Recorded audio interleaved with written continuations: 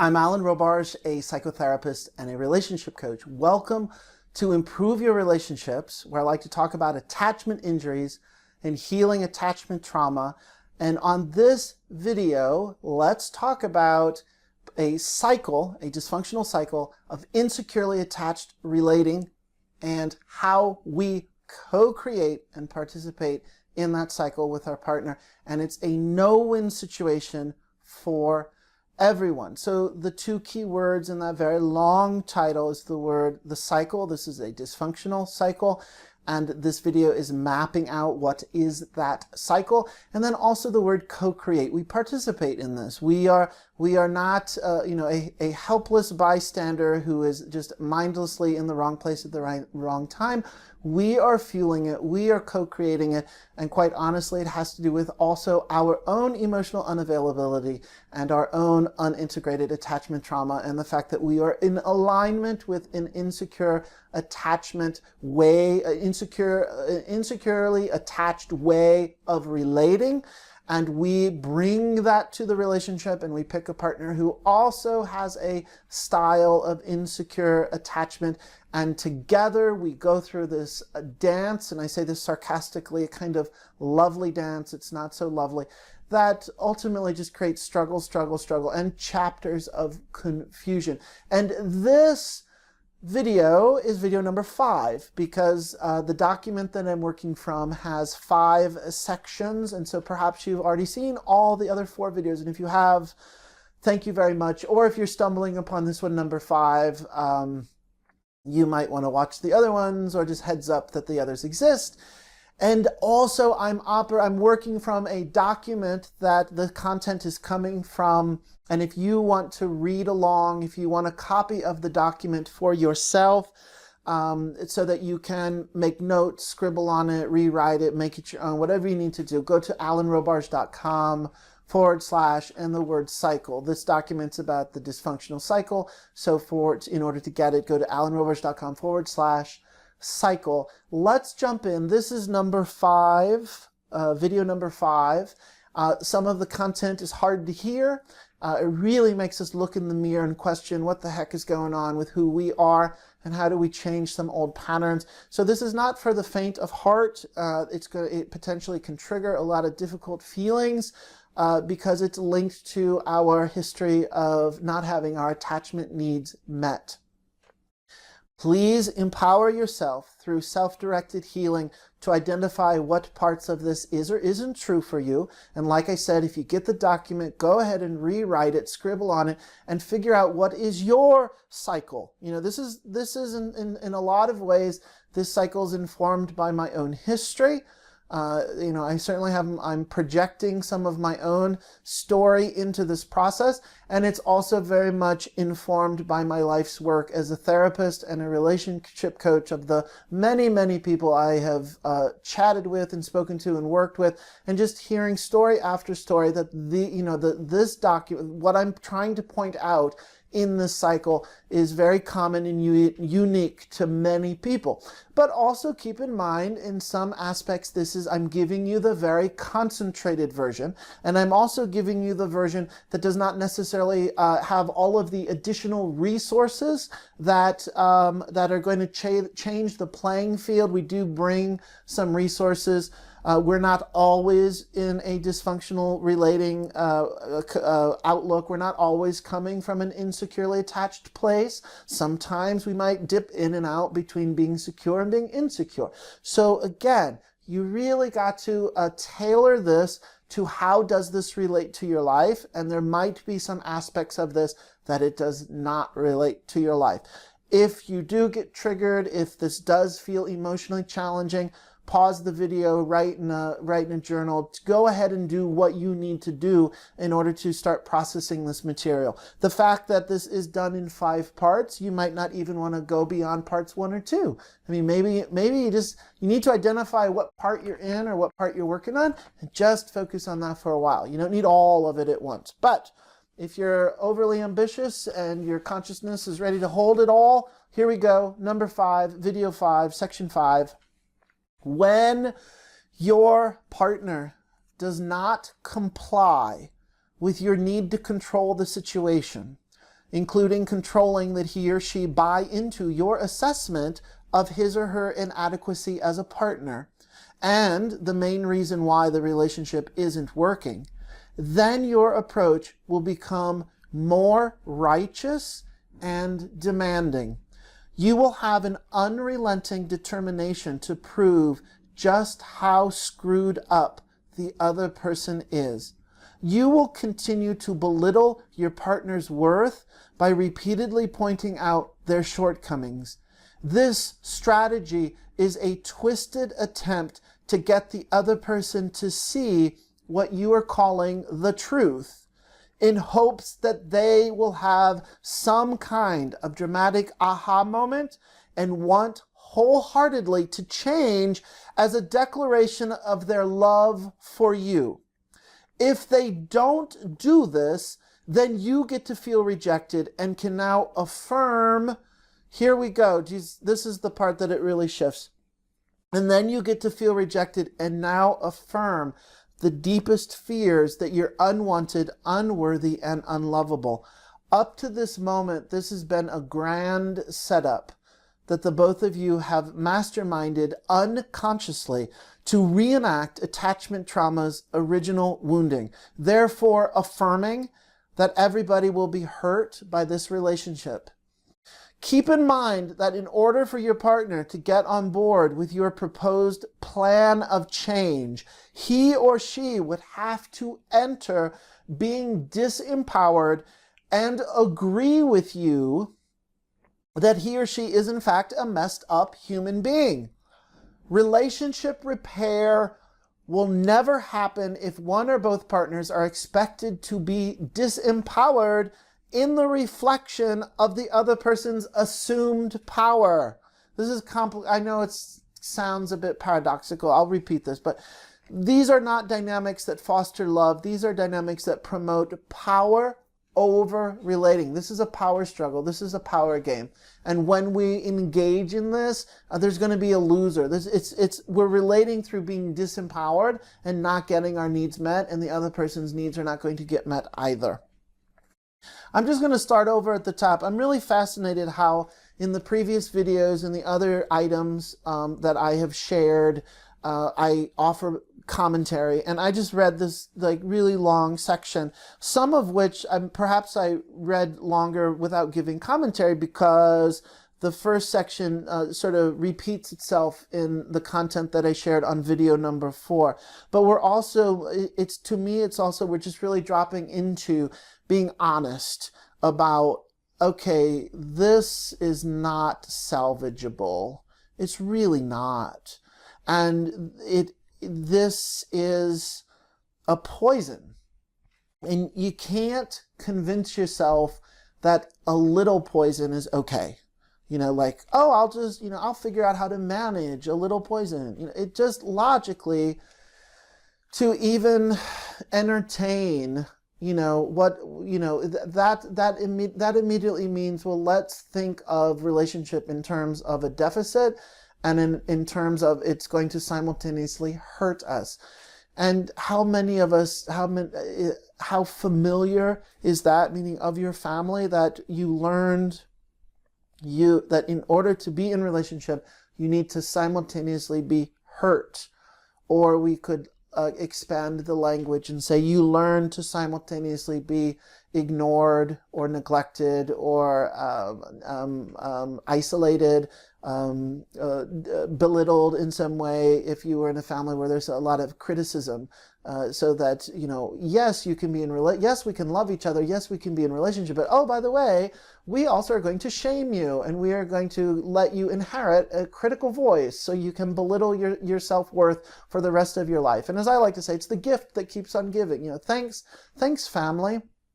So it's very possible that if you have some history of this, that in this section, we're on video 5, but we're in section 5 of this document and really mapping out how this is a crash and burn scenario, and we're in the burn phase. So I think maybe even some of my passion and really driving home some of the points of the dynamics, I'm just more reading this one because I'm really feeling there's a haunting, it's kind of a haunting sadness of like, oh wow, this is painful stuff. And maybe you're feeling the sadness too. Let's rewind. Let's start from the beginning. Just run through it. There's still a little more here. I have to acknowledge the editing of this video. I usually shoot the whole video. It's on my phone, and if someone calls me when I'm in the middle of the video, it will stop the video, and then I have to like start all over. So I'm not starting over from that last part, but I'm picking up where we left off, and here we go. When your partner does not comply with your need to control the situation. So the word here is controlling. You have to look at your relationship to trying to control an outcome that you're not going to be able to get your needs met, including controlling that he or she buy into your assessment of his or her inadequacy as a partner and the main reason why the relationship isn't working. Then your approach will become more righteous and demanding. We turn that up. That's the aggression piece, but it comes across as, it could be bitterness, it could be righteousness, it could be impossible, demanding nature, and your partner is going to give you that feedback. And that's what's meant when people hear, you're so nagging, you're nagging me all the time. You will have an unrelenting determination to prove just how screwed up the other person is. You will continue to belittle your partner's worth by repeatedly pointing out their shortcomings. This strategy is a twisted attempt to get the other person to see what you are calling the truth in hopes that they will have some kind of dramatic aha moment and wholeheartedly want to change as a declaration of their love for you. If they don't do this, then you get to feel rejected and can now affirm the deepest fears that you're unwanted, unworthy, and unlovable, which are oftentimes just core beliefs lurking real deep down from our history, and that when we recreate these scenarios, we're activating those core beliefs, and oftentimes those core beliefs are linked to the attachment injuries that has created attachment trauma in our brain and our nervous system. Up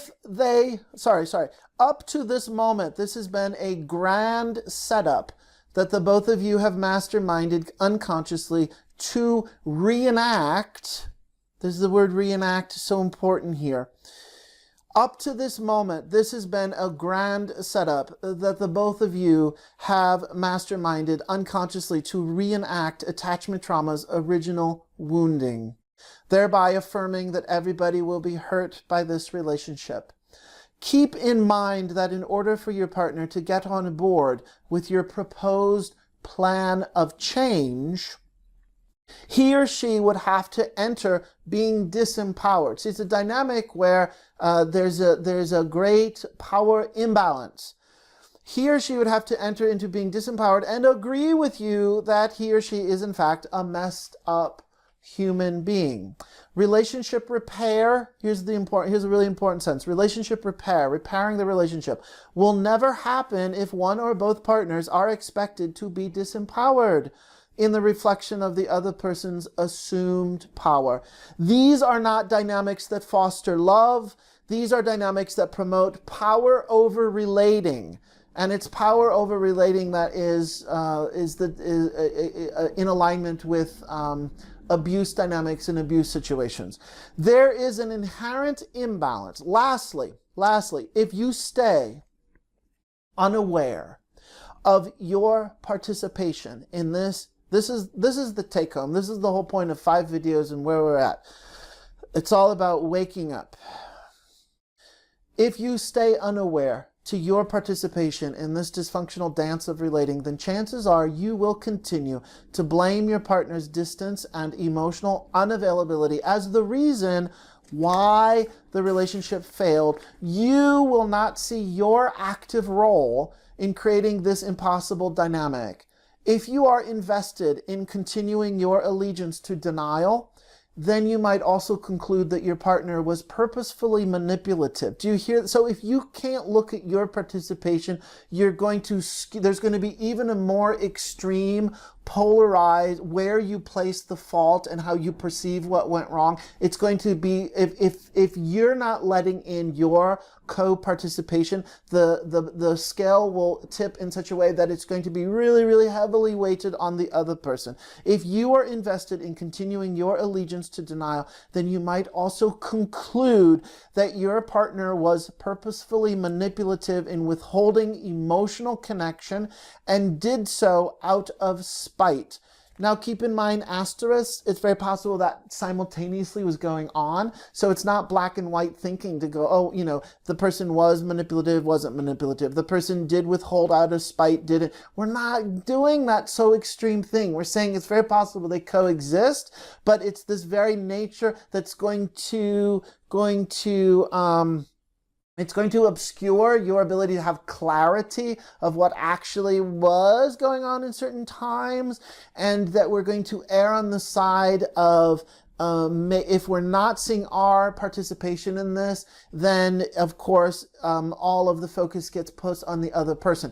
Now, what happens when we put all of our focus on the other person? We already know the answer to this. We are behaving in a codependent way. Him, her, whatever, she's doing. What is she doing? What is she thinking? She did this, he did this, she did this.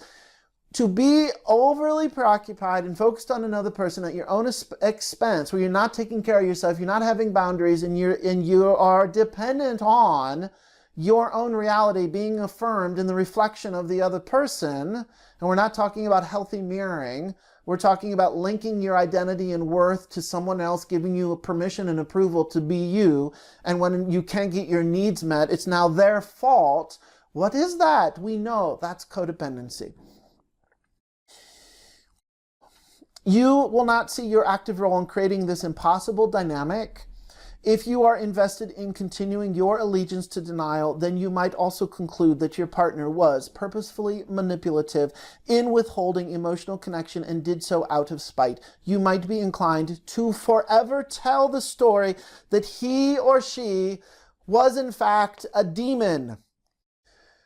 When we cannot handle, this sentence is so important to me. It's so painful. It's such painful stuff. When we, you might be inclined to forever tell the story that he or she was in fact a demon. When we cannot handle the grief and raw rage triggered by our own unhealed attachment trauma, we project it onto the other partner. Why is this so common? Why is it so common to demonize the ex-partner and make them out to be this horrible, horrible person who has failed you, and it took you 8 years to figure out how to leave the relationship, and in that 8 years your worth and your sense of self was just run through the ringer, and maybe they too participated in aggressive behavior, and it's very possible that they too were coming from a place that had an abusive stance or delivery. We're not denying that. But if we don't see our participation in this, really, the word is dysfunctional. This is not for the faint at heart. This is not light stuff. I mean, this is the foundation of so many of people's challenges to find balance and happiness in life, because we're just stuck repeating these patterns. And if we cannot see how we are co-creating it and also participating, and we want to make it about how everyone else has failed us and hurt us, guess what? We run the risk of demonizing this other person. And when we do it, it becomes very easy to project our raw rage. And I love that phrase, raw rage. We have rage. Probably not for everybody, but probably from your childhood, from your family. We have rage for relationships that didn't work out. And if it's not, originating from your childhood, if you had some very hurtful adult relationships that really did not go well and really did impact your ability to attach and create healthy, secure relationship, chances are you have some rage.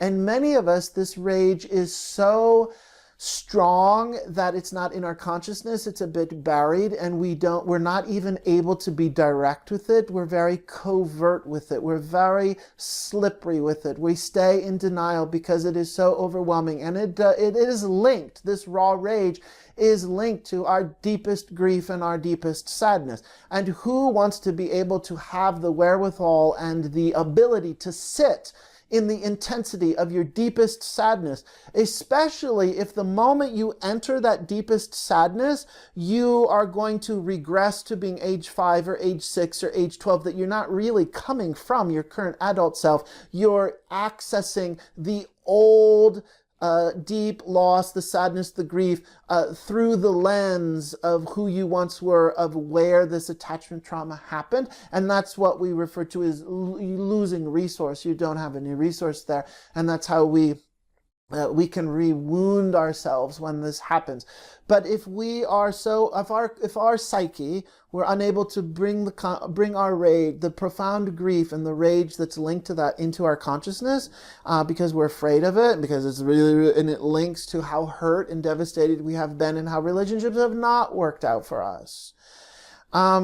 If we are just so committed in our psyche or in our development that we can't let that in, it's going to leak out, and we're going to project it onto another person. And that's how it's their fault, and that's how they're a demon, and that's how they're this horrible, horrible person who has denied me love, who has denied loving me the way I need to be loved, and loving you the way you need to be loved.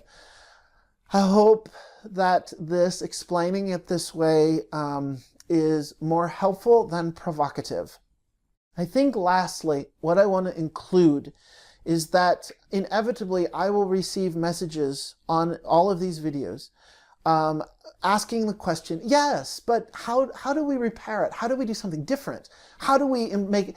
And it's going to come from the place of still wanting to say, well, let's stay in this mess, and there has to be a way. I know there's many therapies and therapists, and there's all types of ways that we can increase our skills, and it's ultimately going to still hook into that part of you that you're not going to be honest about this, and you yet still want to say, well, but certainly, my relationship, our relationship, certainly we can repair it.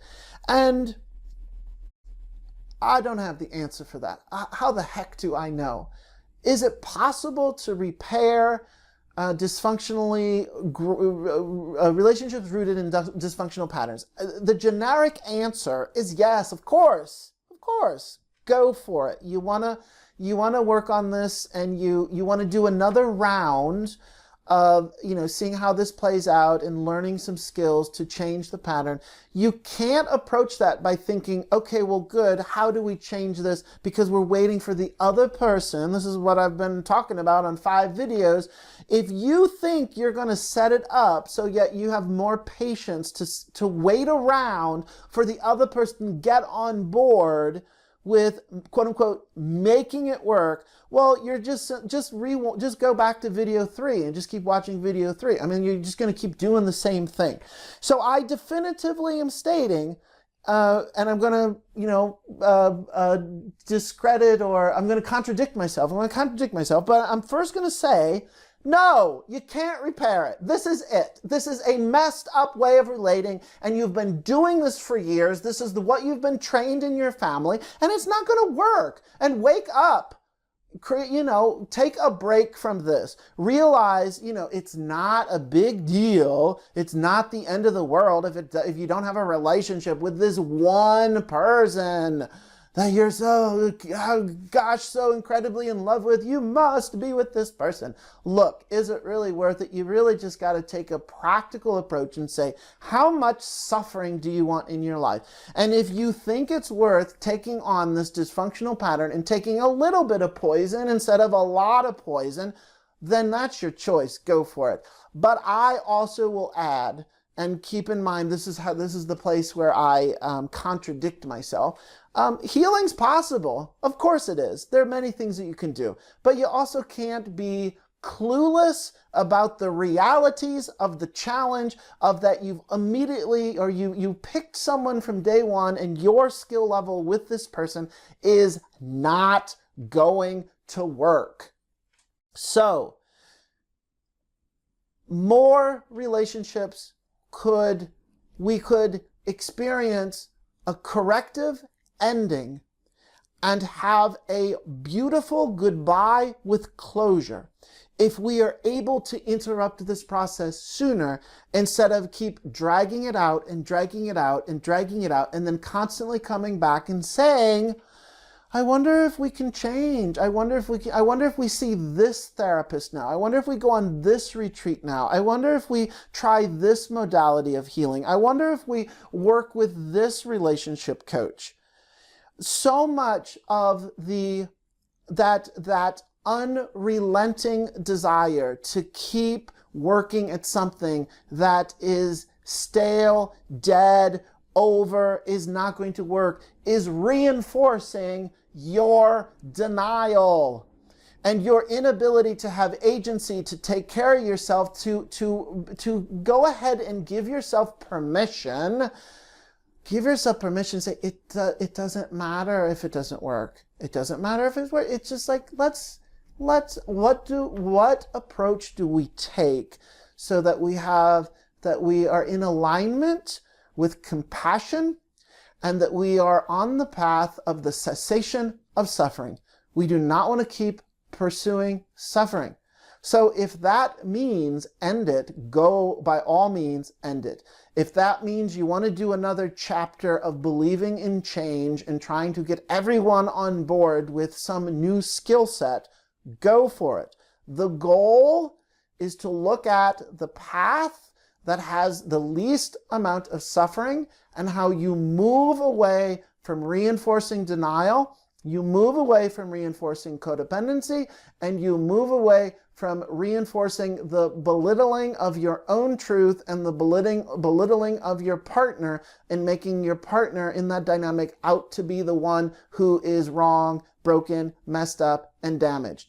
If you can do that, and you realize that you have other times when you're coming from a place of secure attachment, and you can on one hand name your skills as someone who is able to provide healthy, secure attachment, and you say, I know how to do this, I know how to do this, I have this skill, I have this skill. If you know that about yourself and your partner is open to engaging on that level, then yes, go for it and repair. Many people that I have talked to, many relationships that I have observed, this scenario, this dynamic is a dead end, and it is telling us, the information that we get back is saying, no, this relationship is not salvageable. Please end. Please stop hurting everybody. And there is empowerment in that. There is inspiration in that. There is hope, and that's the clarity. That's the clarity that we're going for. So I'm not actually telling you what to do because I don't know. How the heck do I know? You're in the driver's seat. It's your life. But I do want to point out that many people will fall short of ever actually ending this type of relationship because they stay hooked into a false hope and they lie to themselves for years and years and years. And I say this because I too have been on board with lying to myself about trying to make something work that I pretty much knew very early on was not going to work. Slippery stuff, how we play this game of smoke and mirrors. So the point of the document, the point of these videos, the point of this moment in this video here is to say, stop pulling the wool over your eyes. And if you want to do something different, do something different. And that might mean being honest with yourself. It's time to end. So learn the skills of how to end. And in fact, I have a series of videos on being stuck in a relationship and things to think about of how we perpetuate being stuck, and some things to think about of how we actually create a plan to move it forward. Those videos already exist in a playlist, so you can find those. I hope that this was helpful. 5 videos. This document, go to alanrobarge.com/. cycle. This is the document about dysfunctional cycle. Just a review to acknowledge this is the content that we are talking about and using in the community membership website with the name, the title, Improve Your Relationships. If you want to learn more about that community and so that you perhaps could also connect with like-minded people who want to talk about this stuff and make sense of what the heck is going on and try to learn some new skills. If that interests you, go to alanrobarge.com/community. That's on the community page. And then lastly, please subscribe to this YouTube channel. More videos just like this coming up. Thank you for watching. See you next time.